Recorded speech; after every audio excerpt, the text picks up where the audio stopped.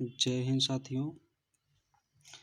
आज हम बहुत कम वर्डों में जानेंगे कि एक साधारण विधेयक कैसे अधिनियम में परिवर्तित हो जाता है या कैसे बनता है। आप लोगों ने जो है समय समय पर देखा होगा, जैसे 44वां संविधान संशोधन अधिनियम हो गया और आपदा प्रबंधन एक्ट वाला जो होता है 2005 वाला, RTI अधिनियम 2005 का, नरेगा वाला 2006 का था, फिर मनरेगा में परिवर्तित किया गया 2009 में। ये सब कैसे बनते हैं संसद के दोनों सदनों से, फिर राष्ट्रपति द्वारा। आइए उसको बहुत ही कम शब्दों में बहुत ही जल्दी रिवीजन कर लेते हैं हम। जैसे देखिए, सबसे पहले देखिए कि एक साधारण विधेयक किसी मंत्री या दो विधेयक दो तरह से होता है, सरकारी एवं गैर सरकारी। तो जैसे अगर मंत्री उसको रखते हैं तो वो सरकारी विधेयक कहलाए, और अगर नॉन मंत्री कोई संसद का कोई भी सदस्य रखता है तो उसको गैर सरकारी विधेयक कहते हैं। तो वो साधारण विधेयक के रूप में जो है संसद में प्रथम चरण के लिए रखते हैं, और प्रथम चरण में जो है उस पर वाचन होता है, उसको गजट में छापा जाता है। जो सरकार का सरकारी पत्र होता है उसमें उसको प्रकाशित किया जाता है। प्रकाशित करने के बाद फिर उस पर द्वितीय वाचन होता है। द्वितीय वाचन में उस जो है विधेयक पर साधारण बहस होगी संसद के जिस सदन में रखा गया होगा, और उसके बाद उसमें उसको समितियों द्वारा जांच किया जाएगा। समितियां जो हैं 3 प्रकार की होती हैं: लोक लेखा समिति, प्राक्कलन समिति, सार्वजनिक उपक्रमों की समिति। अब इसमें जिस मामले का उस विधेयक में उल्लेख होता है वो समिति जो है उसकी जांच करती है। और इन समितियों को अभी हम आगे दिखा दे रहे हैं आपको।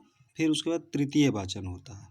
तृतीय वाचन में इस विधेयक पर जो है स्वीकार करने की चर्चा होती है, मतलब इसको पास किया जाए ना किया जाए, इस तरह से चर्चा होती है।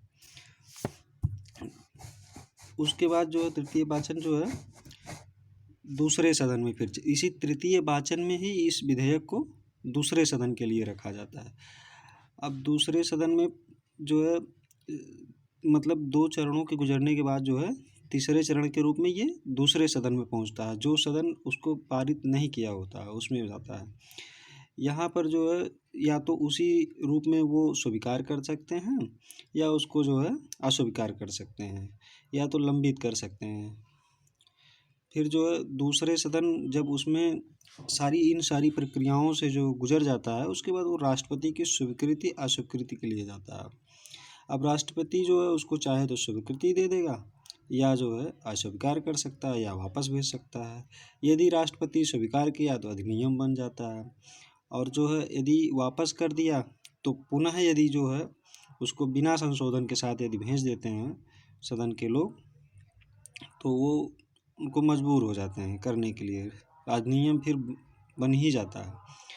और उनके राष्ट्रपति के कुछ वीटो शक्तियाँ होती हैं, उसको हम आगे किसी दूसरे लेक्चर में जो है कंप्लीट करेंगे। अब छोटी सी ये यहाँ समितियों के बारे में भी बात हो रही थी। ये हाँ, समितियाँ जो हैं अस्थाई और तदर्थ समितियाँ होती हैं। अस्थाई जो होती हैं वो 2 प्रकार की होती हैं। इसमें देखिए, वित्तीय समितियाँ और अन्य समितियाँ। वित्तीय समितियाँ फिर जो है 3 तरह की होती हैं, यही हम आपसे कह रहे थे। इसी के मेन जो है यही होती हैं जिनका कार्यकाल 1 वर्ष या थोड़ा बहुत ज़्यादा हो सकता है, लेकिन 1 वर्ष के आसपास ही रहता है। तो लोक लेखा समिति इसमें होती है पहली, दूसरी जो है प्राक्कलन समिति होती है, तीसरी सार्वजनिक उपक्रमों पर बनी समिति होती है।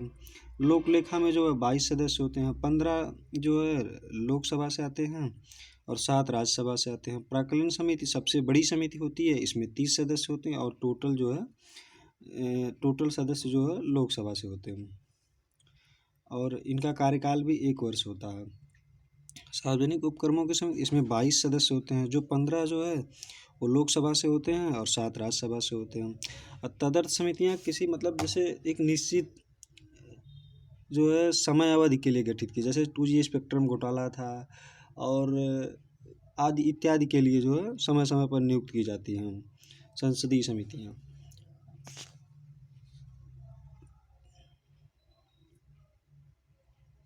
तदर्थ समितियाँ जो हैं वो अपने समय से पूर्व भी विघटित हो सकती हैं और समय के कुछ लंबे कार्य के लिए भी रखा जा सकता है उनको, और भी कार्य आवंटित किए जा सकते हैं।